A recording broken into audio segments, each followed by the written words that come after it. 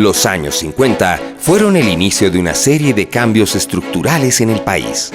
La Revolución de 1952 marcó la pauta y a partir de ella, la lucha por el poder dejó sus bemoles hasta finales del siglo XX.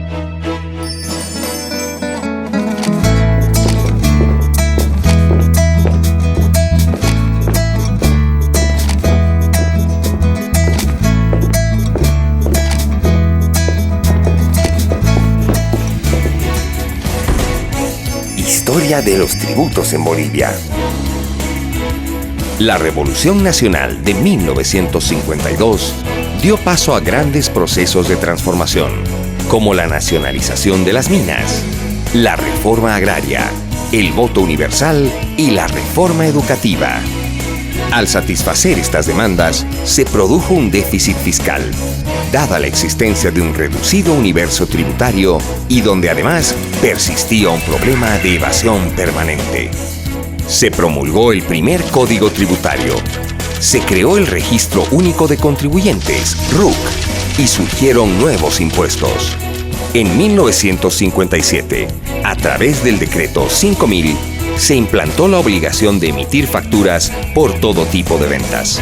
Se dejó sin efecto cerca de 50 impuestos, entre ellos el de timbres de transacción sobre facturas, impuestos sobre ventas, impuestos sobre artículos de tocador e impuestos sobre carburantes, entre otros.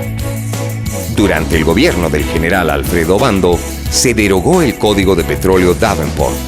Y en 1969, cuando Marcelo Quiroga Santa Cruz era ministro de Minas y Petróleo, se nacionalizaron los bienes de la Gulf Oil Company, permitiendo la recuperación para el país de 90% de las reservas de gas que de manera ilegal administraba la transnacional.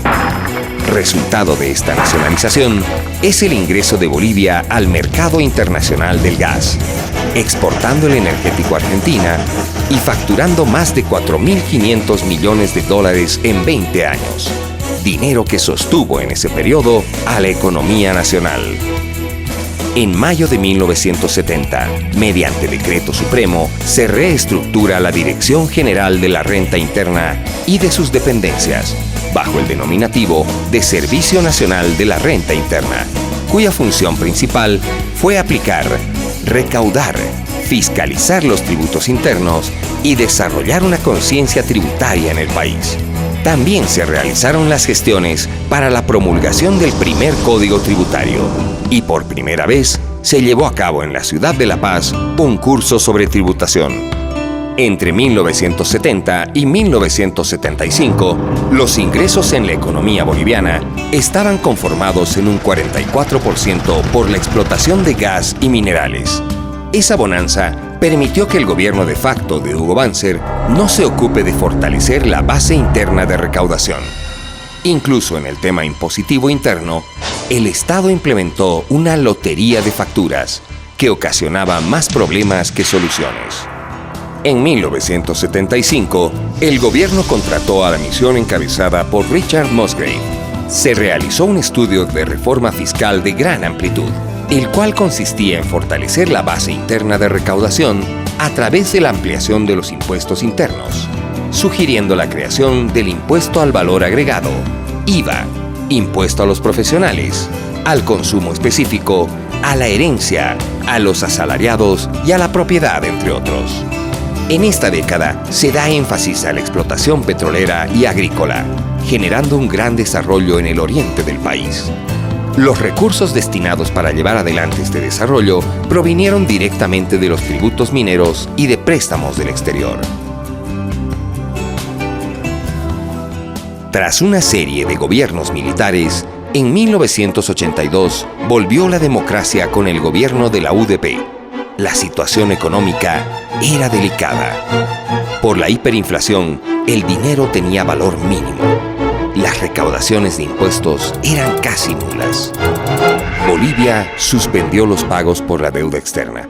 No se podía negociar con organismos internacionales de financiamiento. Se aplicó la desdolarización de la economía, afectando a los pequeños ahorristas, y el Banco Central no tenía reservas. se disparó la demanda salarial que resultó en la emisión monetaria, provocando la hiperinflación más grande en la historia boliviana y una de las mayores a nivel mundial. La recaudación tributaria llegó a su nivel más bajo. Pese a que existía una gran cantidad de impuestos, los pagos por ese concepto se hacían con gran cantidad de billetes que no tenían ningún valor. En 1985, la presión tributaria cayó hasta ubicarse en un 2,8% del Producto Interno Bruto, PIB.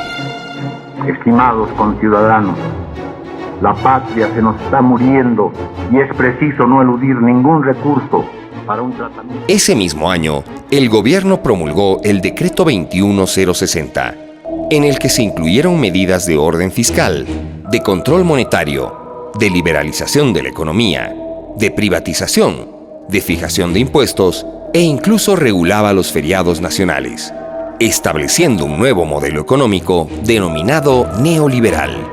Se logró la estabilidad económica, pero el país no alcanzó los niveles de crecimiento necesarios para superar los altos niveles de pobreza. Las calles se llenaron de miles de relocalizados, empleados públicos y mineros despedidos.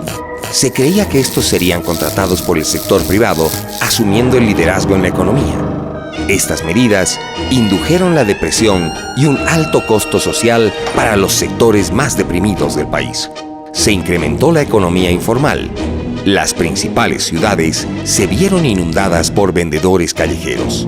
El contrabando creció de manera desproporcionada hasta finales de los 80, tiempo en que se dieron las principales reformas tributarias. Servicio de Impuestos Nacionales. Con el pago de tus impuestos, seguimos creciendo para vivir bien.